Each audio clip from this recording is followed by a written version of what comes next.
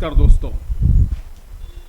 पश्चिम बंगाल में रेमल तूफान चर्चा पर है और रेमल तूफान चर्चा इसमें लिए है कि 26 मई की रात्रि में लगभग 150 किलोमीटर प्रति घंटे की रफ्तार से बे ऑफ बंगाल से हवाएं चल रही थीं, लेकिन समुद्र तट से टकराते समय इसकी हवा की चाल 110 से 15 किलोमीटर हो गई थी।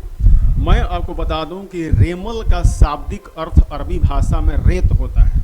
ऐसा मान लिए कि एक रेत का तूफान हो, लेकिन यहाँ पर यह सी साइक्लोन है और ट्रॉपिकल साइक्लोन है। मतलब कि उष्णकटिबंधीय क्षेत्रों में आने वाली जो ये चक्रवात है, 2024 में भारत में भीषण तबाही मचाने वाली एक चक्रवात है, जो कलकत्ता के सटे इलाकों में और 24 परगना जिलों में इसका सर्वाधिक कहर देखा गया। रेमल तूफान का जो नामकरण है, जैसे हिंद महासागर में आने वाले तूफानों का जो नामकरण किया जाता है, तो अब की बार यह नामकरण म्यांमार के सुझाव पर हुआ है और म्यांमार ने ही इसका नाम रेमल रखा है। एनडीआरएफ की टीम कल रात से ही बचाव कार्य में लगी हुई है और यहाँ तक कि पश्चिम बंगाल में कोलकाता एयरपोर्ट से 400 उड़ानें रद्द कर दी गई। हालांकि आज 27 मई को अब उड़ानें बहाल कर दी गई हैं।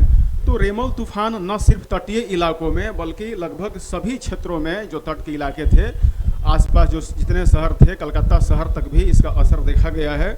और आप देख रहे हैं कि जिस तरह से तूफानी हवाएं चल रही हैं, यह एक विनाश के रूप को ही दर्शा रही है, क्योंकि कई जगहों पर पेड़ें गिर गई हैं, गाड़ियां उलट गई हैं और जितने भी खपरेल और कच्चे मकान थे वे सब लगभग बर्बाद हो चुके हैं तटीय इलाकों में।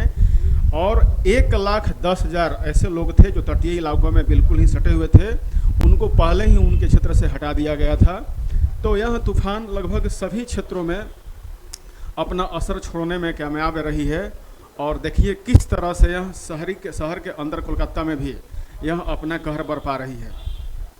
और रेमल तूफान हिंद महासागर में बे ऑफ बंगाल में निम्न दाब के कारण बनता है। जब low pressure bay of Bengal में बनता है तो उस लो प्रेशर को जब भरने के लिए चारों तरफ हवाएं चलती हैं, तो उसी हवा का एक भाग जो बाहरी सर्किल का होता है, जब वो तट से टकराता है तो उसे तूफान का टकराना कहते हैं। भारतीय प्रधानमंत्री नरेंद्र मोदी ने भी आपातकालीन बैठक करके और एक डिजास्टर मीटिंग करके पश्चिम बंगाल पर अपना सुध लिया है और इससे होने वाले सभी नुकसानों को जायजा लिया और इसकी भरपाई करने का भी आदेश दिया है। हो सकता है कि 1-2 दिन में आने वाले सेंट्रल से इसके बारे में जानकारी और दी जाए। तो अभी तक के लिए जानकारी इतनी ही कि प्रधानमंत्री नरेंद्र मोदी ने एक आपातकालीन बैठक की इस तूफान को लेकर के और ये तूफान ने भयंकर तबाही मचाई है। तब तक के लिए नमस्कार, धन्यवाद। अधिक जानकारी के लिए हमसे जुड़े रहें, चैनल को सब्सक्राइब करें।